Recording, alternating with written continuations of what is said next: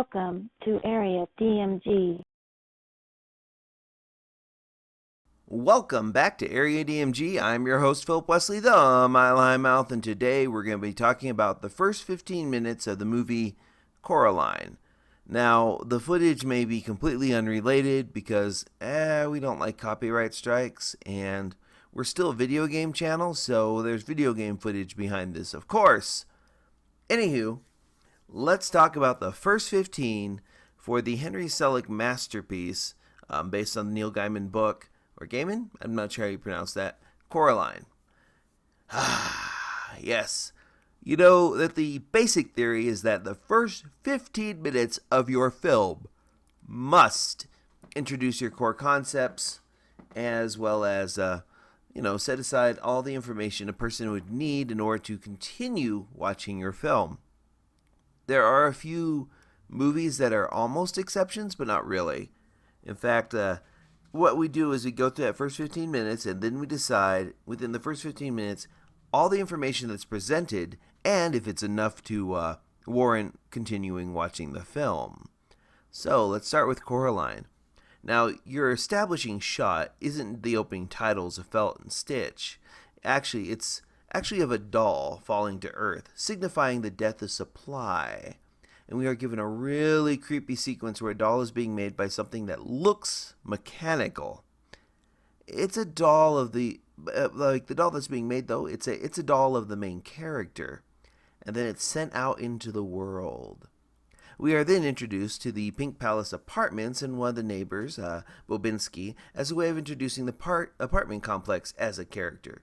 In this particular movie, the apartment complex is also kind of a character in the film, which is good. We're shown one of the Forcible sisters and that someone is moving in.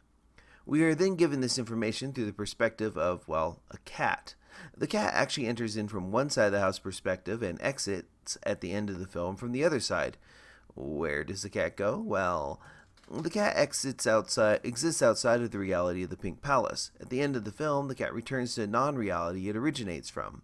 Although some people look at that and they're like, maybe something like this happened. That there's a lot of things in the movie that kind of disprove that idea. Okay, well, anyways, the cat exists outside the reality of the Pink Palace. At the end of the film, the cat returns to non-reality that it originates from. I've got my notes here. The cat mostly appears to be, protecting children and such. The first time we really see it, it's also kind of protecting, at one point it may have been just protecting Wyborn, who we haven't gotten to yet. But since the Beldam is defeated by the end of the film, it just kind of returns to not existing in that reality as it has no reason to be there. So, going back to those theories about the film, it makes more sense to see the cat as a protector that leaves after the danger is gone. If you know what I'm talking about, if you've seen the theories, then you know what I'm talking about. Anyhow, within the first minute or so, we have finally, we have after we've seen everything from the cat's perspective, Coraline steps out into this gray world, the spitting image of the doll that we saw being made by the villain of the movie. We're given that doll, falling to Earth essentially, as a way to show that the movie is about a cycle of death and feeding for the villain. Well, we're shown the empty garden. We're shown a lot of perspective shots from the cat, and once we're shown Coraline, we're shown kind of a wider range of the Pink Palace, Pink Palace apartments. Anywho, yeah, we're giving Coraline just kind of wandering this little wasteland, which let's see. We see her kind of taking some stuff from a bush that's near her, near the entrance there, and we see her just kind of wandering off, right? And then we're given an instance where we meet the three main characters of the film. We've met the cat already, sort of, but Coraline is introduced to the cat, and then through Wyborn in a sequence where she explains what she's looking for, which is essentially this old well, which won't be important again until later in the film, and it's kind of important because I'll get into that a little bit here. I've got my notes. Anyways, yeah. after that, we are given this really great transition from the well to meeting her parents, and we're also given information about both her parents, and she's given a doll, the same doll from earlier in the film. We're also introduced to some more information about the house as a character. It's 150 years old, the owner does not normally allow children to board in it, and we're given a little bit of Coraline's backstory, her family photos, the last door in the house, some instances with her friends, and so forth. Oh, interesting to note that everything after the well conversation that Wyborn and Coraline have in front of the cat is being monitored by the doll that's given to her, which is how, like, when she eventually does enter the other world, which is how the other mother knows how to use that information that she uses to entice Coraline. Every moment in that montage before the last door discovery is actually useful. Even the snow globes, which are important later in the film. Since the doll was not present for the well conversation, the beldam doesn't know about the well. And this also lends credence to the theory that the cat is not working with the beldam. Because otherwise, while the cat was present during the well conversation, the doll isn't. Anyways, it does know about the dinner conversation about Coraline's friends, and the beldam at the 15-minute mark has collected all the information it needs. We've seen most of the neighbors, all the information about the setting and world and so forth. Since the movie has an extended title sequence before the establishing shot, we're going to go ahead and give it about a few more seconds. So before the movie hits an exact 15, we're drawn out of bed by a kangaroo mouse, and we already know that something weird has just started to happen. Coraline opens the door to the other world at exactly the 16-minute mark, and that's the setup. The movie starts with the setup of the house, the death of the previous child, and the setup for the unseen villain, and for all of the main characters. We're given that Coraline is unhappy about her move and is bored. She's kind of like Riley in Inside Out. Kind of. She's already relatable to the audience, and we already have everything the beldam will use to try and entice and capture her. So I guess what you need to look at now is this a successful use of the first 15 minutes? Well, yes, actually, everything is established within that first 15, and nearly all of the information you need is already given. If you saw a trailer for the film, you might be wondering where the colorful Wonderland aspects are. All you've seen so far is like the creepy claw that works in some sort of cobwebbed factory or workshop.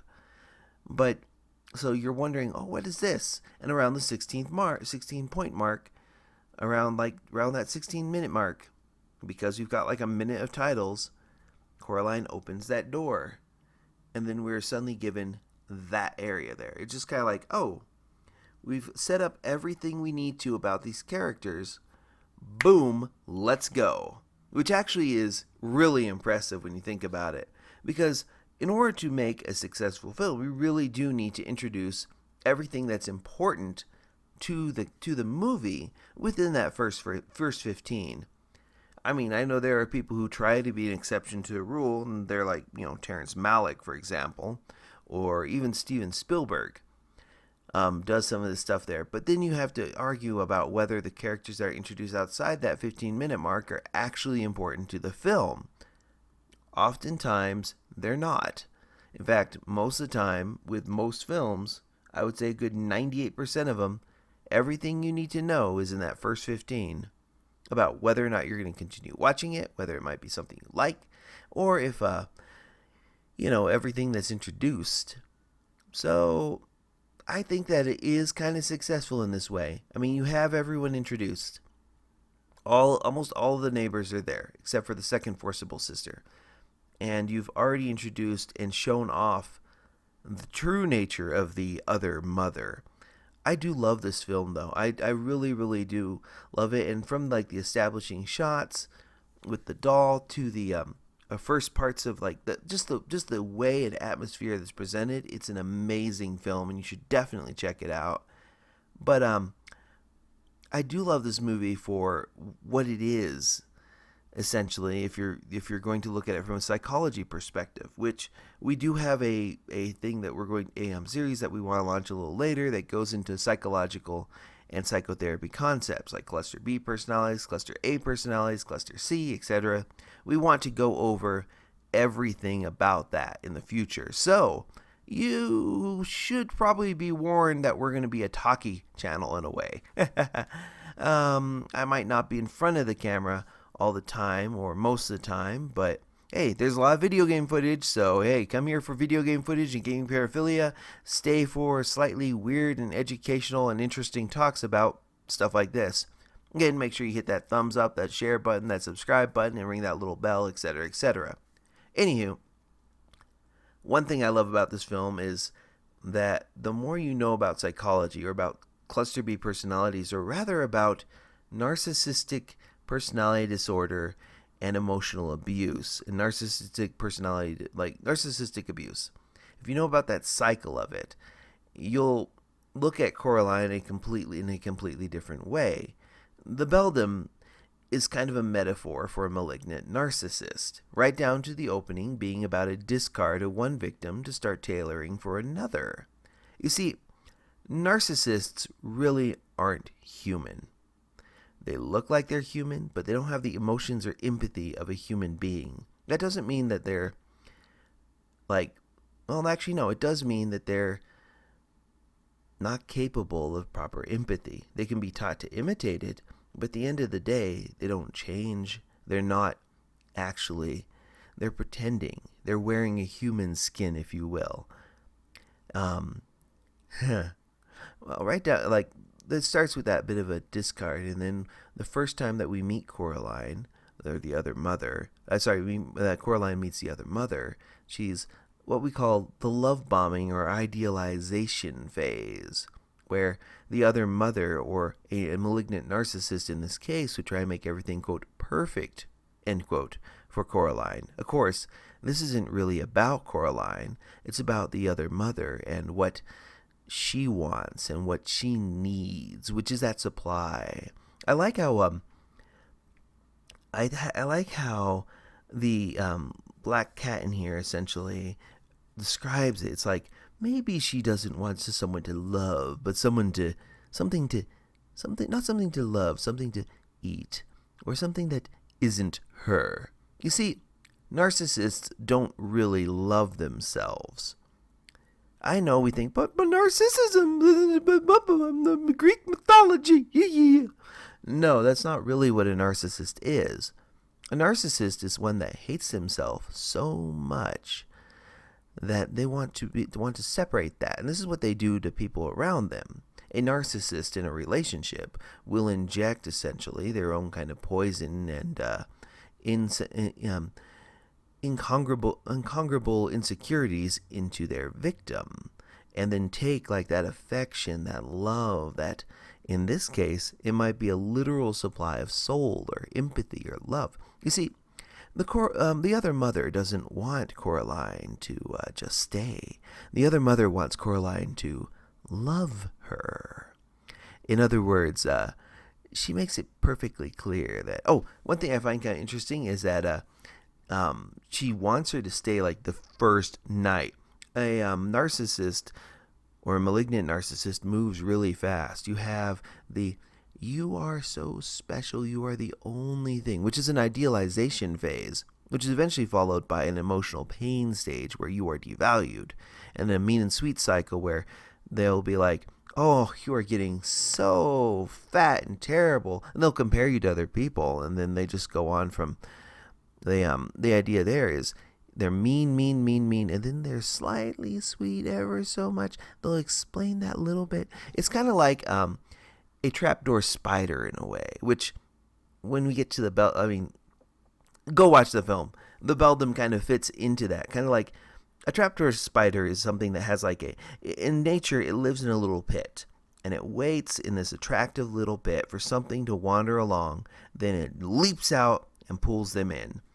In a way, though, it's also closer to a Venus flytrap where, there's some sickly sweetness here. Closer, clump. And then it sucks it dry of its internal juices, its empathy, which that's what the beldam is. And there are so many different things I could go into that, but they're all past the 15-minute mark, so that's going to have to be some other video, which, I can't wait to record all those things. Audio-wise, we're going to do audio, and then we just have some video game footage over it. You're probably looking at like Fortnite or something. Anyways, I feel that this movie is well crafted, and there is a lot of emotional and psychological and just wonderful stuff to analyze in this. Very great for an analytical mind to watch through. And everything in the first 15 minutes, though, is also referenced and used all the way to the end of the film. The first 15 minutes of this movie plot out a course and a direction for the rest of it that it steers and stays on, and it works so well. And also, if you're not convinced after being sort of introduced to every character in the film practically, by the end of the first 15 minutes that you're going to continue watching it, if you're not convinced of that, then this movie isn't for you. But most of us, we are successfully introduced to all the concepts and items in this movie, and I think it's brilliant. So my suggestion, go check out Coraline. I think it's on Blu-ray. I know it's on DVD. I'm not sure if it's streaming anywhere. It's one of those where if they ever make a 4K Blu-ray version of it, I will buy that like immediately. I have a Blu-ray version that also includes like a weird glasses 3D option, which it's okay. I have seen a 3D Blu-ray version of this like once in a store, so I think that exists. I have to hunt that down. But yeah, I suggest that you check out Coraline. It is a fantastic book and a fantastic movie. The movie has some things that are slightly different from the book, but I feel that they do so more effectively. You see, I would say that Henry Selick, even though he did eventually leave Disney, he left kind of a lasting... There's this part in the Disney Renaissance where there are some creators who left, but the alumni that they left at Disney essentially started steering the company toward more complex animated projects, and that's where we are currently with Disney's animation, where you have fairly complex and interesting concepts presented in a way that presented in a wonderful way. I would say Wreck-It Ralph is a good example of some of their more modern concepts that are actually more sensitive to a growing and evolving child audience. Coraline is a good mixture of horror and fantasy in a way that works. And you can use it to explain psychological concepts and that 15-minute mark. Go back through, you'll note the good framing, what the first establishing shots are, just wonderful things. So my suggestion, go check it out. First 15 minutes of it are successful, so I'm going to give the first 15 minutes of Coraline an A for introducing practically everything. They're missing like one character, and you don't see the unveiling of the other world in exactly the 15-minute mark because you have so many title screens, which I understand why. I mean, those take away from the ability of your movie to present more information within that first 15. But yeah, check it out. Also, make sure you hit that like button, that share button, that subscribe button, ring that little bell so you are notified whenever we have a brand new video here on Area DMG. And until the next video comes out, you are now caught up.